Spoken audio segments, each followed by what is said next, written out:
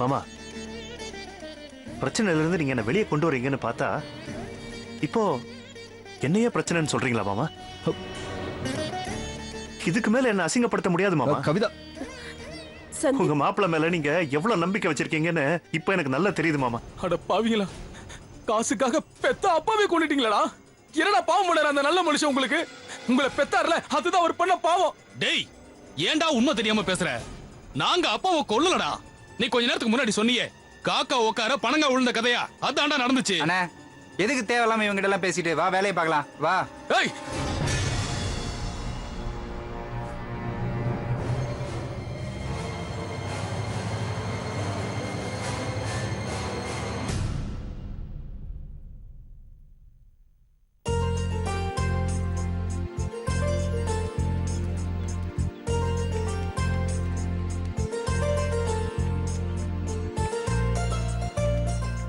வாமா கவிதா.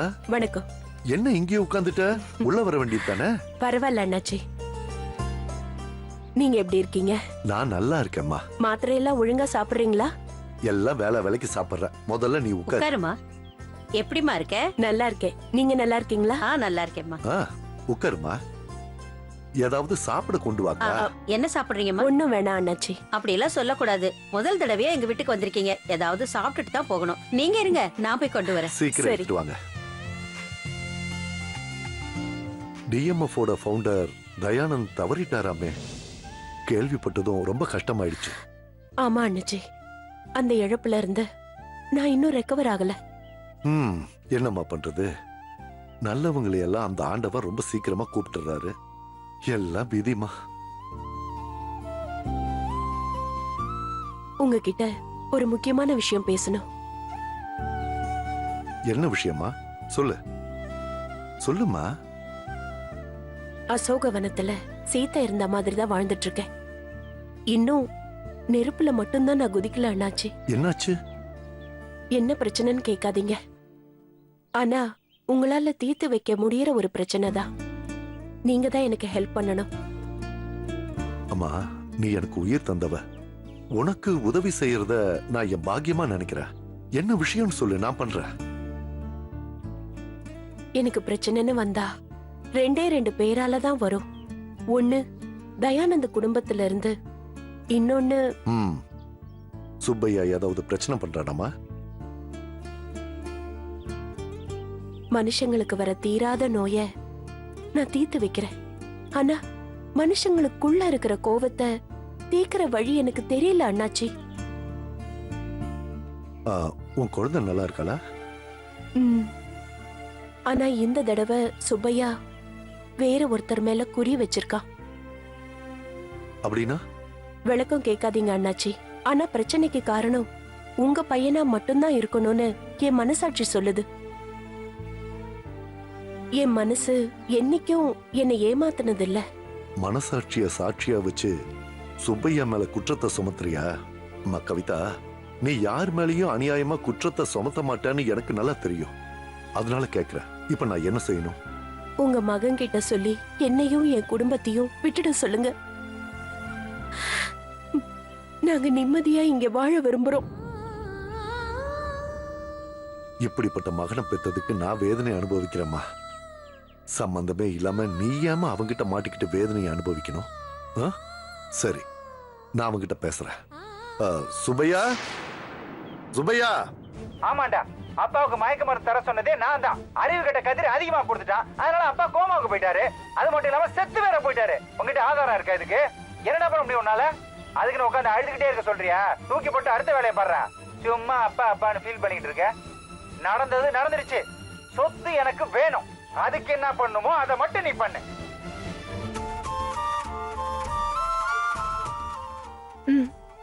என்னால நம்பவே முடியல. உங்க அண்ணனுக்கு ஏன் இப்படி பண்ணாங்க?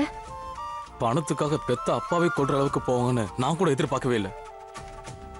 தயானந்த் சார் சிங்கப்பூருக்கு கூட்டிட்டு போய் ட்ரீட்மெண்ட் பண்ண நினைச்சிருக்காங்க. அதுக்காக கொடுத்த மயக்க மருந்து ஒவ்வொரு டோஸ் ஆகி கோமா ஸ்டேஜ் வரைக்கும் போயிட்டாரு. எப்படி பார்த்தாலும் இது கொலைதாங்க. எங்க அண்ணன்களோட சுயநலத்துக்கு எங்க அப்பா மட்டும் இல்ல, பார்மசி கதிரி கூட அநியாயமா தற்கொலை பண்ணிக்கிட்டாரு.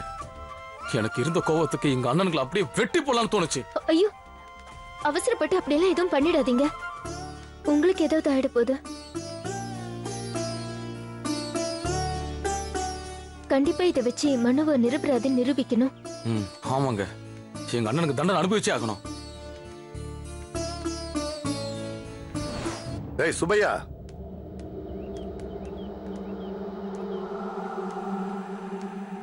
என்னால நம்பவே முடியல. நீங்களா என்ன பேர் சொல்லி கூப்பிட்டீங்க? ஆச்சரியமா இருக்கு. நீங்க ஒண்ணும் தப்பா எடுத்துக்காதீங்க. எங்க அப்பாவுக்கு இப்பதான் நான் மகன் ஒருத்தர் இருக்கேங்கிற ஞாபகம் வந்திருக்கு. ஏய் என்னடா பேசுற? நான் பேசுறது இருக்கட்டும், நீங்க என்கிட்ட பேசுனீங்களா? ஹாஸ்பிட்டல்ல இருந்து டிஸ்சார்ஜ் ஆனதுக்கு அப்புறம் இன்னைக்குதான் என்கிட்ட பேசணும்னு தோணுச்சா?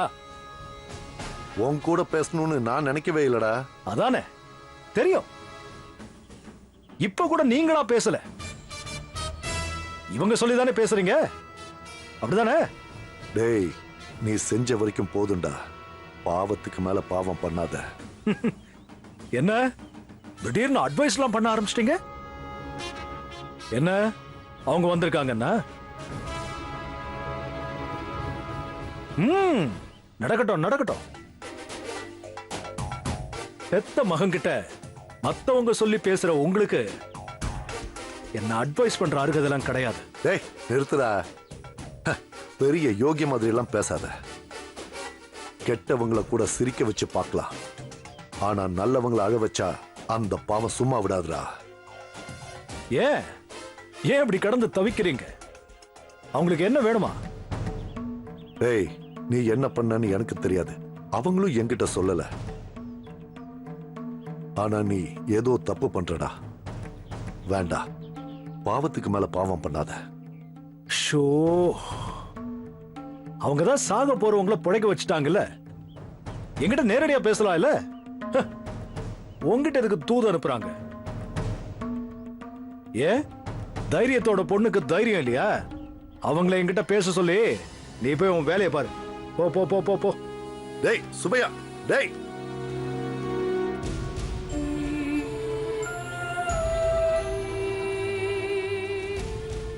அவன் பிடி கொடுத்தே பேச மாட்டேங்கிறானேம்மா.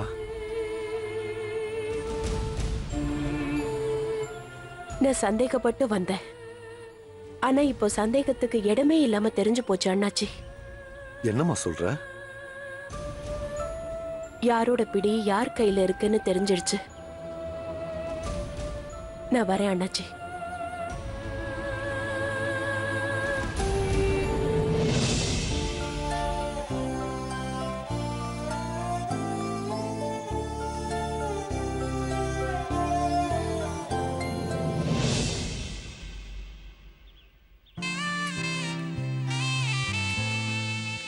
என்னம்மா நீங்க தனியா வந்திருக்கீங்க?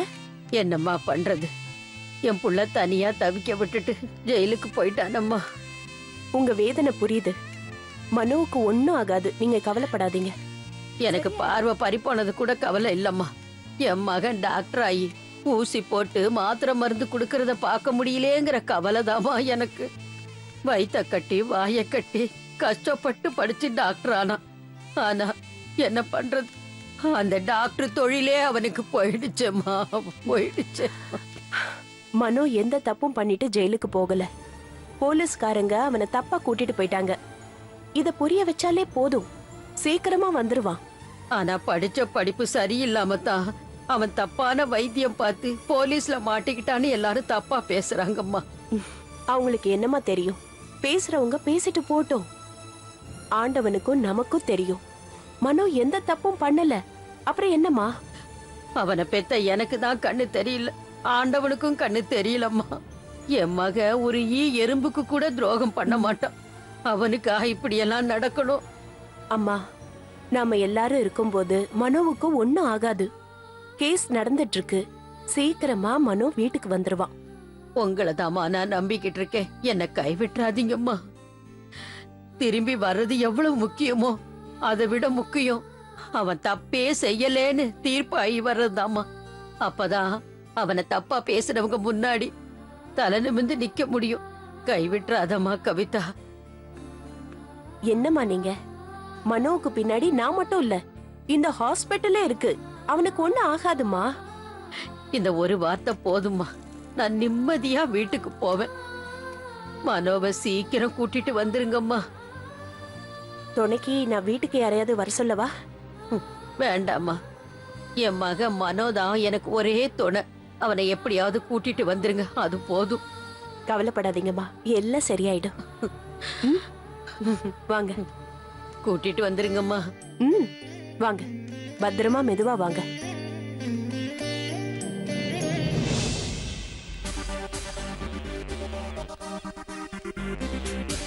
மனோவோட அம்மா வந்திருந்தாங்க விஜய். ரொம்ப ஃபீல் பண்ணாங்க. பார்க்கவே ரொம்ப பாவமா இருந்தது. மனோ கூட அவங்க அம்மா நினைச்சு ரொம்ப ஃபீல் பண்ணான். அப்புறம் கவலைப்படாதான்னு சொல்லிட்டு வந்திருக்கேன். அப்புறம் அங்கே இருக்கிற ஜெயில் சூப்பரண்ட்டு கூட என்னோட ஃப்ரெண்டு தான். மனோவை பற்றி தெளிவாக அவர்கிட்ட நான் எடுத்து சொல்லியிருக்கேன். மனோ ஒரு டாக்டருங்கிறதுனால கண்டிப்பாக அவர் மரியாதை தான் ட்ரீட் பண்ணுவாங்க. ஜெயிலில் அவருக்கு எந்த பிரச்சனையும் இருக்காது மேடம். என்ன இருந்தாலும் ஜெயில் தானே. செய்யாத குற்றத்தை ஏத்துக்கிட்டு எப்படி நிம்மதியா இருக்க முடியும்? நினைச்சாலே கஷ்டமா. கவிதா, என்னாச்சு புவனா? என்னாச்சு? ராஜேந்திரனை பார்த்து பேசின. தயானந்த் சார் சாவுக்கு மனோ காரணமா இருக்க முடியாதுன்னு நான் அவர்கிட்ட சொன்னேன். அவரும் அதை புரிஞ்சுக்கிட்டாரு. இப்போ அதுக்கு என்ன? சொல்றேன். ராஜேந்திரன் அவங்க பிரதர்ஸ் கிட்ட சண்டை போட்டிருக்காரு. அப்போ பல்லவன் பேசினதை செல்போன்ல ரெக்கார்ட் பண்ணிருக்காரு. அந்த ஆடியோவை நான் கேட்டேன். நீங்களும் கேட்டு பாருங்க. அந்த ஆடியோவை நான் கேட்டேன். நீங்களும் கேட்டு பாருங்க. ஆமாண்டா, அப்பாவுக்கு மயக்க மருந்து தர சொன்னதே நான் தான். அறிவு கட்ட கதிர் அதிகமா கொடுத்துட்டான், அதனால அப்பா கோமாவுக்கு போயிட்டாரு. அது மட்டும் இல்லாம செத்து வேற போயிட்டாரு. அதுக்கு நாங்க என்ன பண்ண முடியும்? இதை நாங்க தான் செஞ்சோன்னு ஆதாரம் இருக்கா உங்ககிட்ட? என்னடா பண்ண முடியும் உன்னால? அதுக்குன்னு உட்காந்து அழுதுகிட்டே இருக்க சொல்றியா? தூக்கி போட்டு அடுத்த வேலையை பாடுறா. சும்மா அப்பா அப்பான்னு ஃபீல் பண்ணிட்டு இருக்க. நடந்தது நடந்துருச்சு. சொத்து எனக்கு வேணும். அதுக்கு என்ன பண்ணுமோ அதை மட்டும் நீ பண்ணு.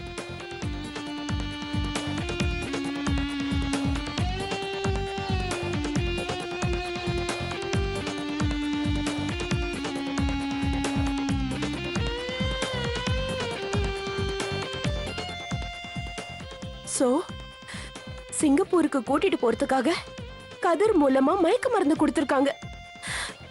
அது ஒவ்வொரு டோஸ் ஆயிதா தயானந்த் சார் கோமா ஸ்டேஜுக்கு போயிருக்காரு.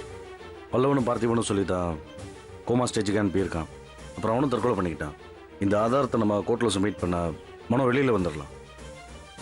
அப்புறம் அந்த 2 கல்பெட்ஸ் உள்ள அனுப்பிடலாம் மேடம். மனோ வெளியில வர்றது சந்தோஷம்தான். ஆனா சொத்துக்காக தயானந்த் சார் இப்படி அநியாயமா கொன்னுட்டாங்களே. ராஜேந்திரன் ரெக்கார்ட் பண்ண விஷயம் பல்லவன் பார்த்திபனுக்கு தெரியுமா? தெரியாது சார். அப்பா செத்ததுக்கு காரணம் தெரிஞ்சதும் அவங்க கூட சண்டை போட்டிருக்காரு. ஆனா அவங்க 2 பேரும் பெருசா அலட்டிக்கவே இல்லையா? அடுத்த வேளை சாப்பாட்டுக்கே இல்லாதவங்க கஷ்டப்பட்டு உழைச்சு சாப்பிடுறாங்க. எல்லா வசதியும் இருக்கிற ஆளுங்க அடுத்தவங்களை அடிச்சு புடுங்கி சாப்பிடுறாங்க.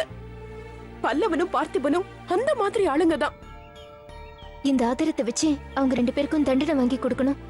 அப்பதான் தயானந்த் சாரோட ஆத்மா சாந்தி அடையும். இந்த ரெக்கார்டட் வாய்ஸை முதல்ல என்கிட்ட கொடுங்க. நான் வாய்ஸ் டெஸ்ட்டுக்கு அனுப்பி இது அவங்க வாய்ஸ் தான் ப்ரூஃப் எடுத்து வச்சுக்கிறேன். நீங்களும் ஒரு காப்பி எடுத்து வச்சுக்கோங்க. அதான் நமக்கு சேஃப். Okay sir.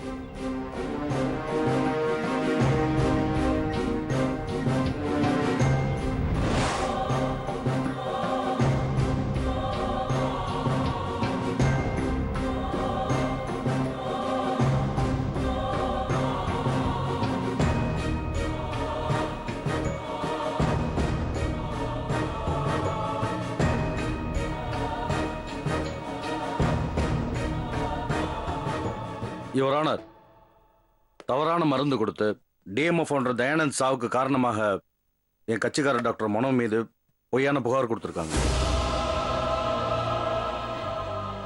இறந்து போன தயானந்துக்கும் டாக்டர் மனோவுக்கும் எந்த விதமான முன்விரோதமும் இல்லை. டாக்டர் மனோ ஒரு திறமையான மருத்துவர். அவர் தவறான சிகிச்சை அளிக்க வாய்ப்பே இல்லைன்னு இந்த நேரத்தில் பதிவு பண்ண விரும்புகிறேன். யுவர் ஆனர், வழக்கு விசாரணையின் போது குற்றம் சாட்டப்பட்ட மனோவின் வழக்கறிஞர் வழக்குக்கு துளியும் சம்பந்தமில்லாத விஷயங்களை பேசிக் கொண்டிருக்கிறார். சம்பந்தம் இருக்கு யுவர் ஆனர். வழக்கு விசாரணையில் பேச வேண்டிய விஷயத்தை ஜாமீன் மனு விசாரணையில் பேச வேண்டிய அவசியம் என்ன? சொல்றேன். டிஎம்ஓ ஃபவுண்டர் தயானந்த் சார் இந்த சமுதாயத்தில் நல்ல பேரோடு இருந்தவர். மனோ மாதிரி அங்கே வேலை பார்க்குற எல்லா ஸ்டாஃப்ஸும் அவர் மேலே தனிப்பட்ட மரியாதை வச்சுருந்தாங்க. அப்படிப்பட்ட தயானந்துக்கு அலட்சியம் மற்றும் உள்நோக்கம் காரணமாக டாக்டர் மனோ தவறான சிகிச்சை அளிக்க வாய்ப்பே இல்லை. மனோ மீது உள்நோக்கத்தோட தான் புகார் கொடுத்துருக்காங்கன்னு நான் சொல்ல வரேன்.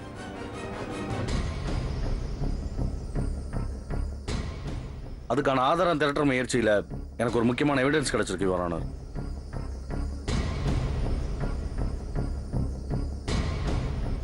என்ன எவிடன்ஸ்?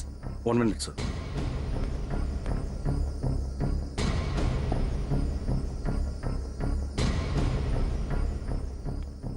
தயானந்தோட பசங்க பல்லவனும் பார்த்திபனுக்கும் தயானந்த் சாவுல தொடர்பு இருக்குன்னு சந்தேகப்படுற யுவர் ஆனர். இது ஆதாரமற்ற அபாண்டமான குற்றச்சாட்டு. முதல்ல என்ன கொஞ்சம் பேச விடுங்க சார். அப்பதான் இதுல ஆதாரம் இருக்கா இல்லையான்னு தெரியும். நீங்க சொல்லுங்க. தயானந்த் மகன் பல்லவன் அவன் தம்பி ராஜேந்திரன் கிட்ட பேசினது இதுல ரெக்கார்ட் ஆயிருக்கு சார்.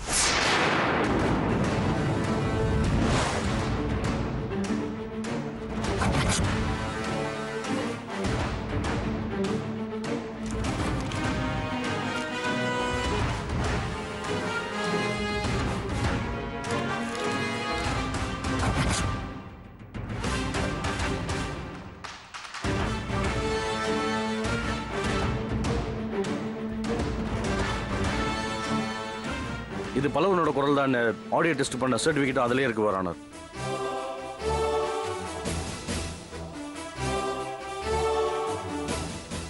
ஆமாண்டா, அப்பாவுக்கு மயக்க மருந்து தர சொன்னதே நான் தான். அறிவு கட்ட கதிர் அதிகமா கொடுத்துட்டான், அதனால அப்பா கோமாவுக்கு போயிட்டாரு.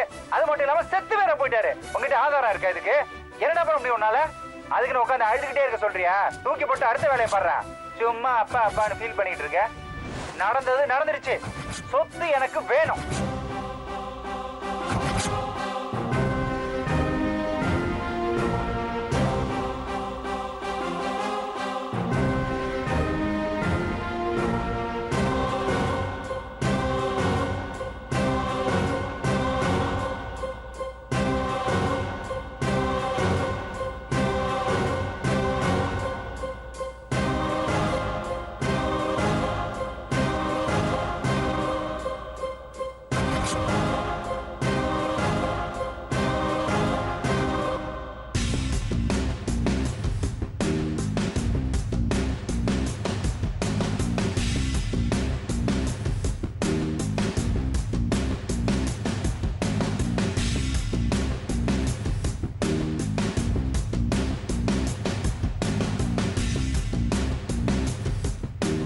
தயானந்த் கேஸ்ல இந்த மாதிரி நிறைய மர்மங்கள் ஒளிஞ்சிருக்கு your honour. TMF pharmacy in-charge Kathir தற்கொலை பண்ணிக்கிட்டாரு. தயானந்த் சாவுக்கும் அவரோட தற்கொலைக்கும் கூட தொடர்பு இருக்கலான்னு நாங்க சந்தேகப்படுறோம். இதுல என் கட்சிக்காரர் மனோ எந்த குற்றமும் செய்யாதவர், அப்பாவி. That's all your honour.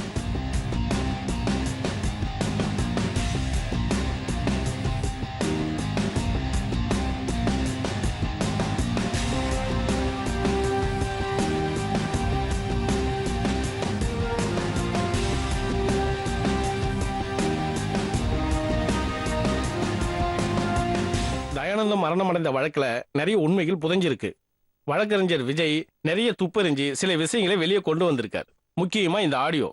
அந்த ஆடியோவை துருப்புச் சீட்டாக வைத்து தயானந்தா வாரிசுகளிடம் விசாரணை நடத்த வேண்டும்.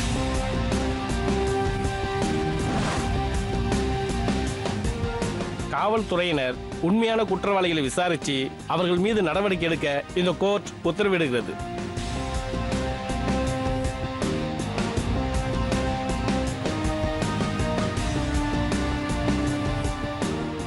வழக்கில் ஏற்பட்டிருக்கும் சந்தேகத்தின் பலனை மனோவுக்கு சாதகமாக்கி அவருக்கு ஜாமீன் வழங்க உத்தரவிடுகிறேன்.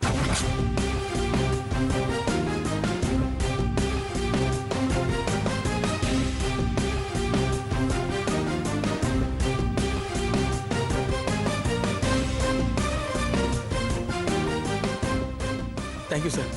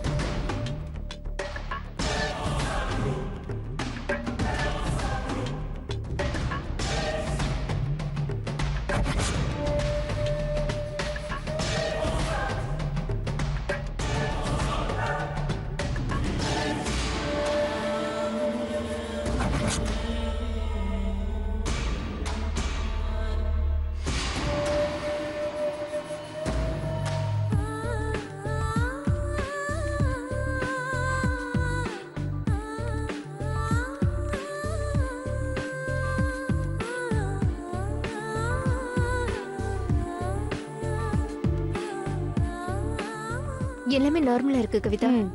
மெடிகேஷன் ஸ்டார்ட் பண்ணியாச்சா? எஸ் பண்ணியாச்சு. ஓகே. அப்புறம் இது பாருங்க. ஏய் மனு, வா. ஹாய். வா. வா. ஏன் அங்கேயே நிக்கிறான்? ஹாய் மனோ, எப்போ வந்த? இப்பதான். நல்லா இருக்கியா? ஆல் ஓகே தானே? ஏய் Manu. Hey. Welcome back. Welcome back. Thanks Kavitha. திரும்பவும் நான் டாக்டரா ப்ராக்டிஸ் பண்ண வரேன்னா அதுக்கு நீ தான் காரணம். சொன்ன மாதிரியே என்னை காப்பாத்திட்ட. வீண் பழியிலேருந்து என்னை காப்பாத்திட்ட. மனோ, நீ வேற இந்த ஹாஸ்பிட்டல் வேற இல்ல. உனக்கு வர பிரச்சனை நம்ம டிஎம்எஃப்க்கு வர பிரச்சனை. ஹாஸ்பிட்டல் ஸ்டாஃப்க்கு பிரச்சனைனா யாரும் பார்த்துட்டு சும்மா இருக்க மாட்டோம். உன் மனசு வேற யாருக்கும் வராது கவிதா. வேலை பார்க்குற ஒரு ஸ்டாஃப்க்கு பிரச்சனைனா பார்த்தும் பார்க்காம போறவங்க தான் மேல இடத்துல இருக்கவங்க. நீயும் அப்படி பண்ணியிருக்கலாம், ஆனால் பண்ணலை. இது பார் மனோ, டிஎம்எஃப் ஸ்டாஃப்ஸ் எல்லாரும் உனக்காக ப்ரே பண்ணாங்க. இதுல நான் மட்டும் ஒன்னும் சாதிச்சில்ல. எல்லாரும் உன் பின்னாடி தான் இருந்தாங்க. போனா எனக்காக நீ ரொம்ப ரிஸ்க் எடுத்திருக்க. நீ இல்லைன்னா நான் ஜெயில தான் இருந்திருக்கணும். கம் ஆன் மனோ. சரி போதும், உன் தேங்க்ஸ் எல்லாம் சேவ் பண்ணி வை. தேஞ்சிர போகுது. சரி மனோ, என்ன பார்ட்டி மூட்ல இருக்க போல இருக்கு. எனக்கு எப்படா ட்ரீட்? நீ செஞ்ச ஹெல்ப்புக்கு நான் டெய்லி ட்ரீட் வைக்கணும்டா. ஏய், அப்ப எங்களுக்கு? ஆமா. சரி, எல்லாருக்கும் இன்னைக்கு ட்ரீட். ஓகே? ஏய் இரு இரு, எல்லாத்தையும் ஒரே நாள்ல கொட்டி தீத்துறாத. நீ இன்னும் ஜாமீன்ல தான் வந்திருக்க. உன் மேல இன்னும் கேஸ் இருக்கு, புரியுதா? மறந்துடாது.